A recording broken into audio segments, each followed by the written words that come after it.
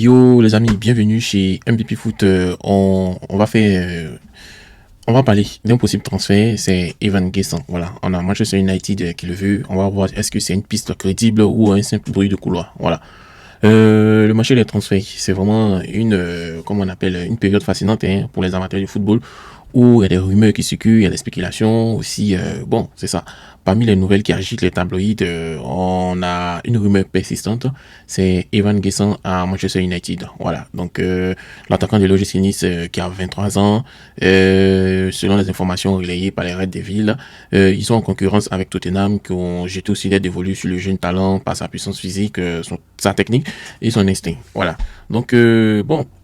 On sait tous que Nice appartient à Ineos, un groupe également impliqué dans la gestion de Manchester United, et ça ajoute beaucoup d'intrigues. Aussi, il y a une transaction qui est évaluée entre 35 et 40 millions d'euros. Bon, mais c'est demandé, est-ce que cette piste est réellement viable? Voilà, on va rentrer en profondeur, je vais faire une analyse approfondie, et aussi on va évaluer le pour et le contre de son potentiel transfert. Voilà. En passant, veuillez vous abonner chez MVP Foot 2.0, ça va nous faire plaisir et ça va améliorer nos statistiques. Voilà. Avant de commencer, qui est Evan Gerson? Voilà, il est vraiment essentiel de poser le contexte en présentant le joueur au cœur de cette rumeur. Evan Gerson, c'est un attaquant polyvalent qui est né le 1er juillet 2001 à Ajaccio, en France. Il a été formé à l'OGC Nice, il a gravi les échelons dans les catégories jeunes avant de faire ses débuts professionnels avec le club en 2020. Il a été prêté à Lausanne Sport en Suisse, il a été prêté au FC Nantes et il est revenu à Nice en 2023 avec maturité et aussi une détermination à s'imposer. Voilà. Il faut noter que cette saison, Evan Gerson, il a vraiment explosé. Il a affiché des statistiques impressionnantes. Il a 12 buts, il a 7 passes décisives et la saison n'est pas encore finie. Voilà. Donc, il a une capacité à jouer en pointe et aussi il a une capacité à jouer dans les ailes et ça fait de lui un joueur polyvalent, un atout précieux dans le football moderne. Voilà. Evan Gerson n'a pas seulement joué pour Nice, il a également choisi de jouer pour la Côte d'Ivoire au niveau international après avoir porté les maillots des équipes de France jeunes. Voilà. C'est un choix qui reflète une identité forte et une ambition de briller sur la scène mondiale, notamment avec une équipe ivoirienne qui est en pleine reconstruction. Voilà. Il a 23 ans, il incarne la nouvelle génération de talents africains qui attire les regards des plus grands clubs européens. Voilà, donc il y a lui, il y a Guéladoué, il y a Yaya Fofana, il y a Akma Clément, Simon Adengra, Amad Diallo, tout ça. Donc c'est le renouveau du football ivoirien. Voilà. Mais ce qui nous intéresse, c'est pourquoi Manchester United s'intéresse à lui. Manchester United, je sais pas si vous présenter, mais Manchester United traverse actuellement une période de transition tumultueuse. C'est Alex Ferguson est parti en 2013, ça fait 12 ans et que le club est bizarre. On a Ruben Amorim qui est le nouveau entraîneur, il va redresser là-bas avec une série, après une série de saisons décevantes. Donc le club cherche à reconstruire une attaque digne de son glorieux passé. Voilà, il y a des performances en dents de scie, il y a Rasmus Højlund, il y a Zirkzee, qui sont combinés aussi au Rashford, Anthony. Ils ont laissé des lacunes criantes dans un secteur offensif avec seulement 5 buts marqués par les principaux attaquants cette saison. Voilà, donc ils ont besoin urgemment de renfort. Est-ce que Gerson semble répondre à plusieurs critères recherchés par Amorim et l'équipe de recrutement dirigée par Ineos? Bon, on ne sait pas. Peut-être sa force physique va lui permettre de tenir tête aux défenseurs robustes de la première ligue, tandis que sa technique et son sens du but vont offrir peut-être une menace constante dans la surface adverse. De plus, le fait qu'il soit polyvalent, il est capable de jouer en pointe, sur l'aile gauche ou l'aile droite, s'aligne parfaitement avec le système flexible d'Amorim qui privilégie des joueurs adaptable tactiquement. Voilà. Et puis aussi, il n'y a pas que ça, à son prix, 35 millions, 40 millions d'euros, c'est vraiment une option financière qui est plus raisonnable, comme il y a un attaquant de Sporting, Goïkores, dont le transfert pourrait dépasser les 70 millions d'euros. Il n'y a pas que ça de son agent, il y a aussi le lien avec Ineos qui n'est pas anodin non plus. Bien que Nice soit géré de manière indépendante, la connexion entre les deux entités pourrait faciliter les négociations, voire offrir à Manchester United une certaine priorité sur ce dossier. Cela dit, il y a Tottenham qui est dirigé par Ange Postecoglou qui est également dans la course et ça promet une bataille acharnée cet été. Voilà. Donc, écrivez en commentaire, c'est dans quel club vous voulez voir Evan Gerson évoluer la saison prochaine. Il y a l'OM, il y a Tottenham et il y a Manchester United. Selon moi, c'est une opportunité à saisir, mais avec des réserves. Voilà. En tant qu'observateur du football et supporter de longue date de Manchester United, je vois en Evan Gerson une opportunité intrigante à Manchester, mais pas une solution miracle. Pourquoi? Parce qu'à première vue, son profil coche de nombreuses cases. Il est jeune, Il est talentueux, il est polyvalent et il est abordable. Voilà. Dans un contexte où le club doit jongler avec contraintes financières, ils ont fait des dépenses inconsidérées dans le passé et aussi ils ont besoin d'un renouveau. Donc peut-être Giessen, ça va être un pari intelligent. À 23 ans, il a encore une grosse marge de progression significative derrière lui. Et il est s'il est sous tutelle d'un entraîneur comme Amorim, qui peut tirer le meilleur de ce joueur, il pourrait devenir, pourquoi pas, une star. Voilà. On ne sait jamais. Il est en train d'apprendre des allées et on ne sait jamais ce que ça va donner. Mais il faut rester prudent. La Première Ligue, c'est un championnat qui est vraiment difficile, où la transition de Ligue 1 à la Première Ligue, ça va être compliqué, même pour les joueurs les plus prometteurs. On a tous vu la première saison de Didier Drogba, donc Giessen n'a pas encore affronté régulièrement des défenses aussi physiques et organisées que celles de Manchester City, Liverpool ou Arsenal. De plus, aussi, son expérience à l'international, c'est encore limité. C'est vrai qu'il n'a pas beaucoup, il a peu de sélections, mais ça soulève des questions sur sa capacité à performer sous pression dans un club aussi exposé médiatiquement que Manchester United.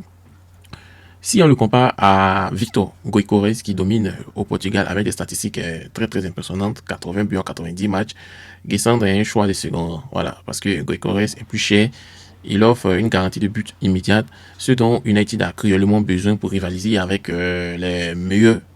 Donc Giessen, en revanche, il est davantage un investissement à moyen terme. Et aussi, si le club opte pour lui, il devra être patient. Une qualité que les supporters et la direction n'ont toujours pas su démontrer ces dernières années.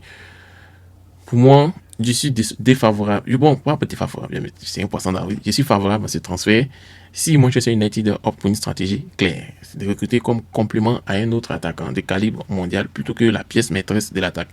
On a Højlund qui est encore en développement, on a Ziggy qui est en difficulté, et un duo Giessen-Højlund par exemple pourrait offrir un mélange intéressant de jeunesse et de potentiel tout en restant dans les limites budgétaires imposées par Ineos. Voilà. En second attaquant, il est très très intéressant. On l'a vu avec Aller, les combinaisons, donc c'est un peu ça. Pour le pour et le contre de ce transfert, je dirais que c'est que les fanatiques disent, c'est que les détracteurs disent. Je dirais que avant d'abord pour évaluer cette rumeur, examinons d'abord les inconvénients, les avantages et les inconvénients d'un tel mouvement si le club décide de vraiment pousser le pion et le recruter. Les avantages de ce transfert commencent par une polyvalence tactique. Voilà. Giessen peut jouer sur plusieurs postes offensifs. Ensuite, il peut jouer en 3-4-3, 4-3-3, en 4-2-3-1. Il apporte de la flexibilité et c'est un luxe rare dans des équipes souvent rigides ces dernières saisons. Aussi, il a un prix abordable. 35-40 millions.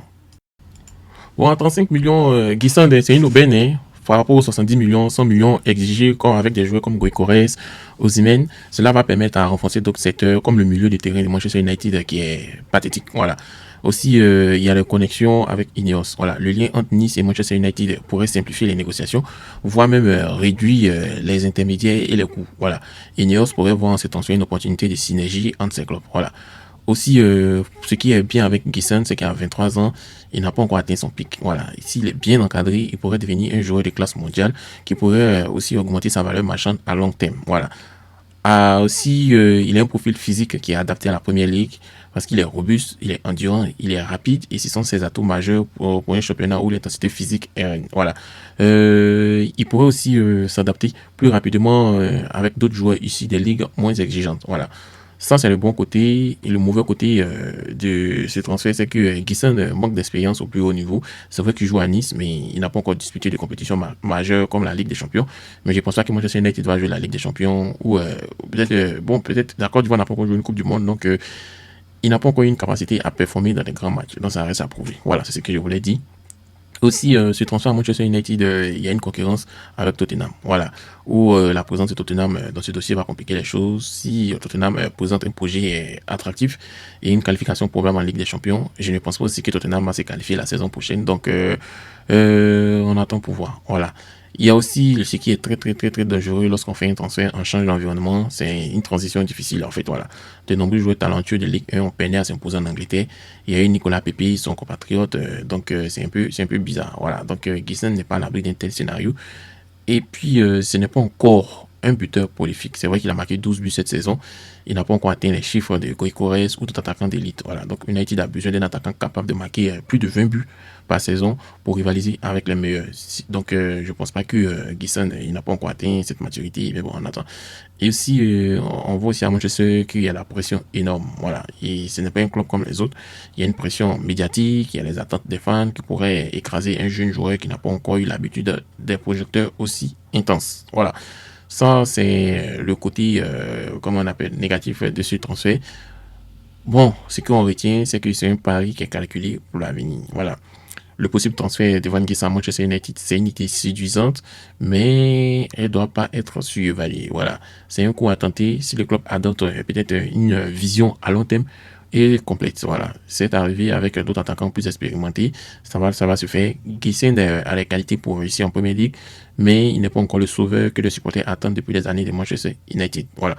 Le lien avec Ineos et son prix raisonnable, ça en fait une option pragmatique dans un mercato où United doit maximiser chaque euro dépensé. Donc, ça va être très intéressant cet été 2025. N'hésitez pas à vous abonner parce qu'on aura plein de sujets à parler.